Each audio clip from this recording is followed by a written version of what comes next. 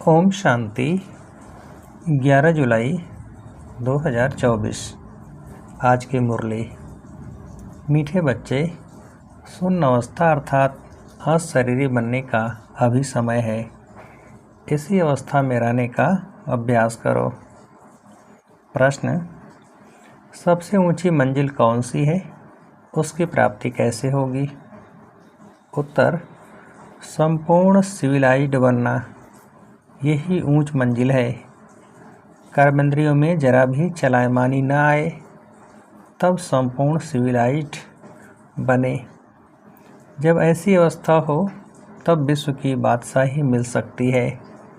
गायन भी है, चढ़े तो चाखे बैकुंठ रस, अर्थात राजाओं का राजा बने, नहीं तो प्रजा। अब जांच करो मेरी वृत्ति कैसी है, कोई भी भूल तो नहीं होती है। ओम शांति। आत्म अभिमानी हो बैठना है। बाप बच्चों को समझाते हैं कि अपने को आत्मा समझो। अब बाबा ऑलराउंडर से पूछते हैं, सतयुग में आत्म अभिमानी होते हैं या देह अभिमानी? वहाँ तो ऑटोमेटिकली आत्म अभिमानी रहते हैं, घड़ी घड़ी याद करने की दरकार नहीं रहती।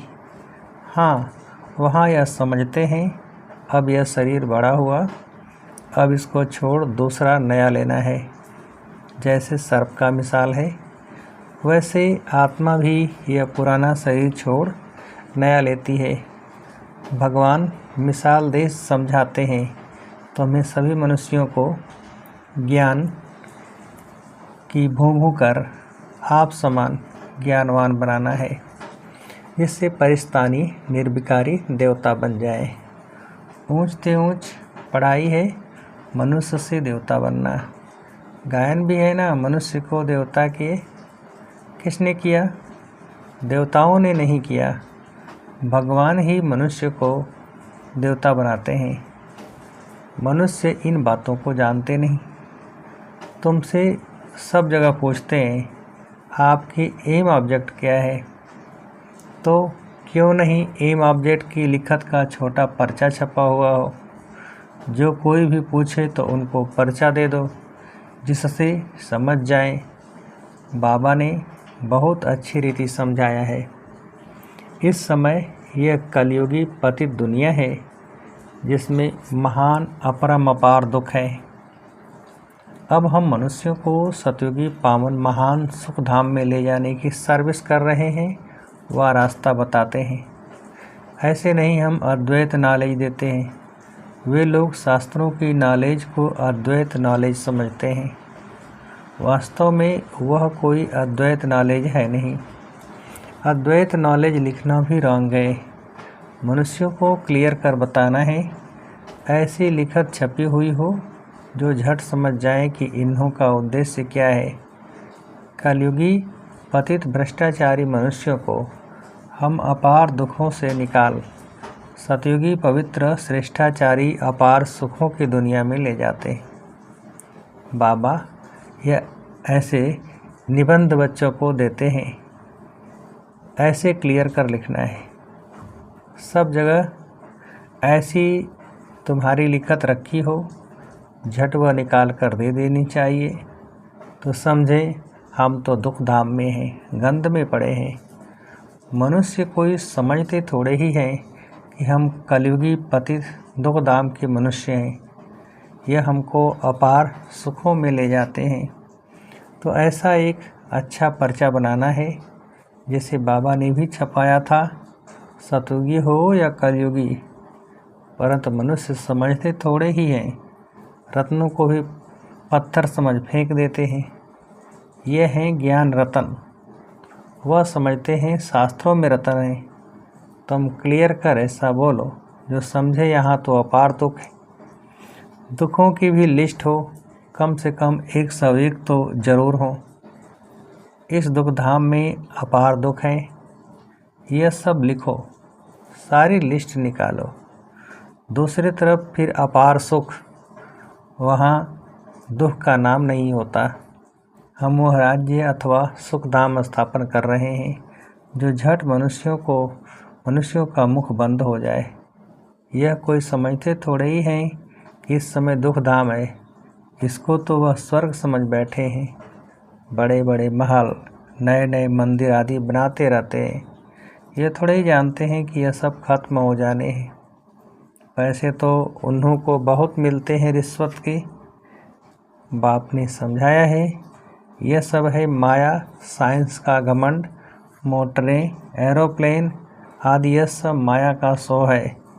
यह भी कायदा है, जब बाप स्वर्ग की स्थापना करते हैं तो माया भी अपना बबका दिखाती है। इसको कहा जाता है माया का पांप। अब तुम बच्चे सारे विश्व में शांति स्थापन कर रहे हो। अगर माया की कहाँ प्रवेशता हो जाती है तो बच्चों को अंदर खाता है। जब कोई किसके नाम रूप में फंस पड़ते हैं तो बाप समझाते हैं कि यह क्रिमिनलाइज है। कलयुग में है क्रिमिनलाइजेशन, सतयुग में है सिविलाइजेशन। इन देवताओं के आगे सब माथा टेकते हैं।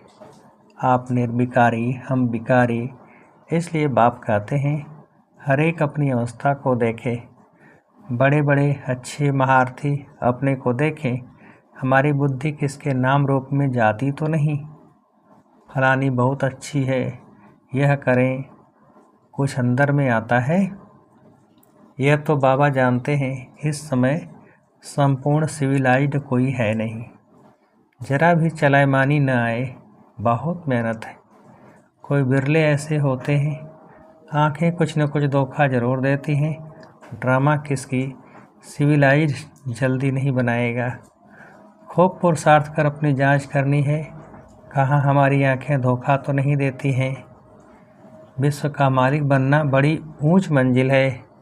चढ़े तो चाके बैकुंठ रस, अर्थात राजाओं का राजा बनते, गिरे तो प्रजा में चले जाएंगे।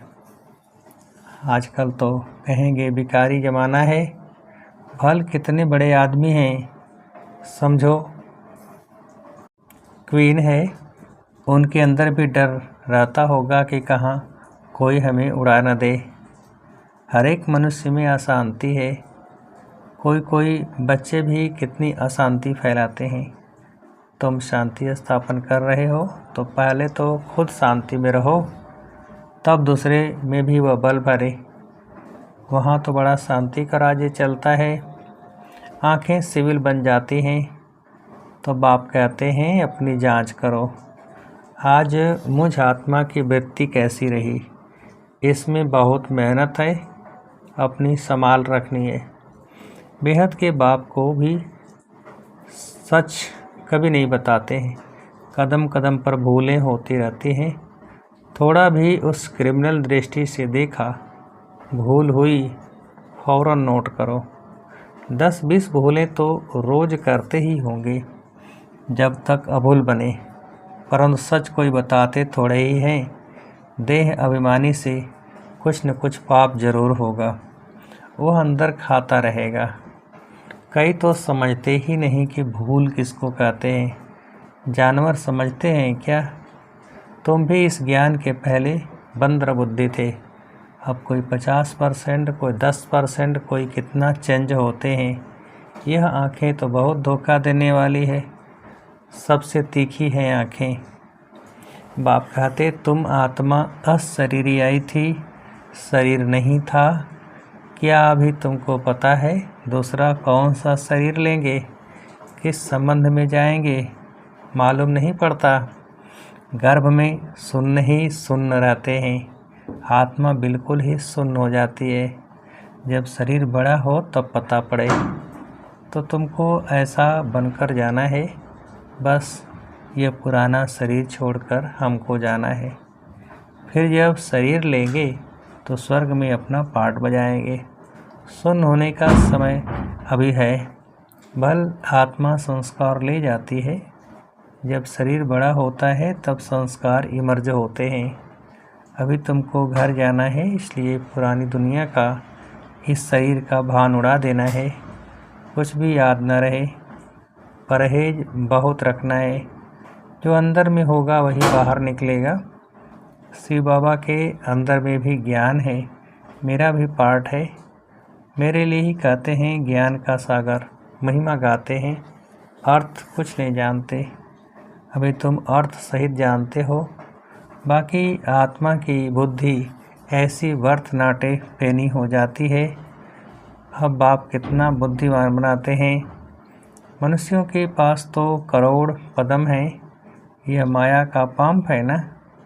साइंस में जो अपने काम की चीज़ें हैं वह वहाँ भी होंगी, वह बनाने वाले वहाँ भी जाएंगे, राजा तो नहीं बनेंगे। यह लोग पिछाड़ी में तुम्हारे पास आएंगे, फिर औरों को भी सिखाएंगे। एक बाप से तुम कितने सीखते हो, एक बाप ही दुनिया को क्या से क्या बना देते हैं। इन्वेंशन हमेशा एक निकालते हैं फिर फैलाते हैं। बॉम्ब्स बनाने वाला भी पहले एक था, समझा इनसे दुनिया विनाश हो जाएगी, फिर और बनाते गए। वहाँ भी साइंस तो चाहिए ना। टाइम पड़ा है, सीख कर होशियार हो जाएंगे। बाप की पहचान मिल गई, फिर स्वर्ग में आकर नौकर चाकर बनेंगे। वहाँ सब सुख की बातें होती हैं, जो सुख धाम में था वह फिर होगा।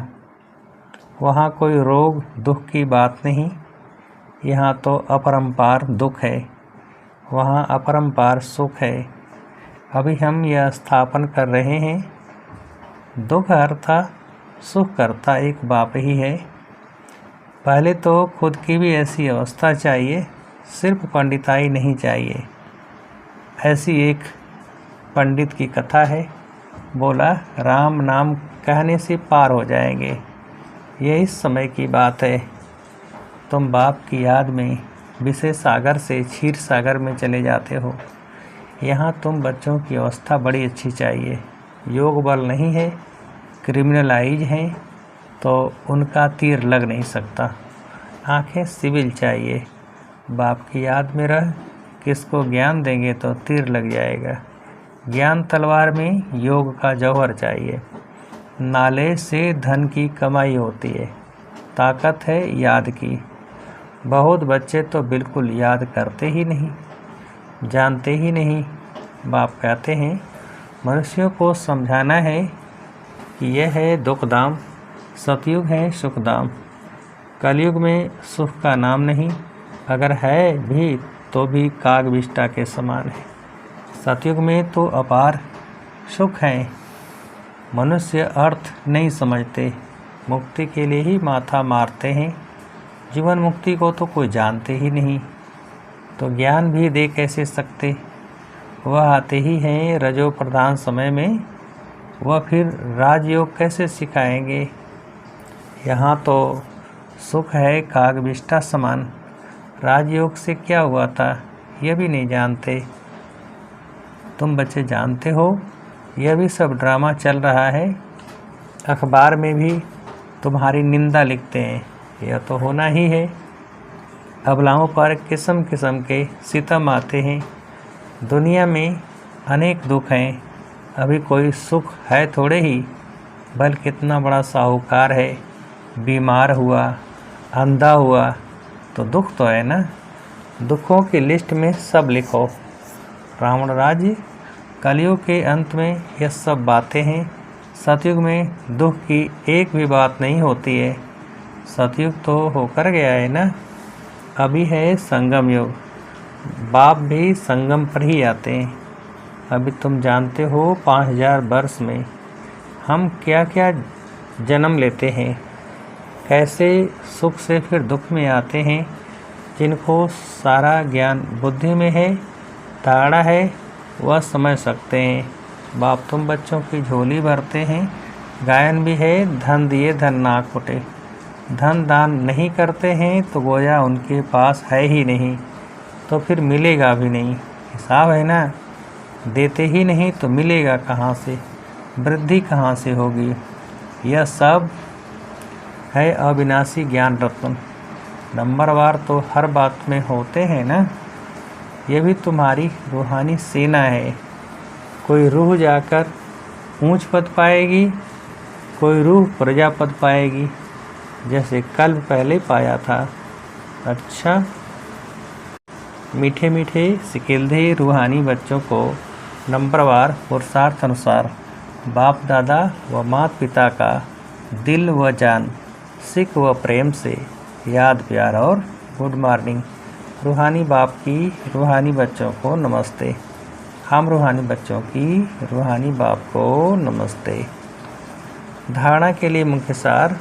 पहली पॉइंट, अपने संभाल करने के लिए कदम कदम पर जांच करनी है कि पहला, आज मुझ आत्मा की वृत्ति कैसी रही। दूसरा, आँखें सिविल रहीं।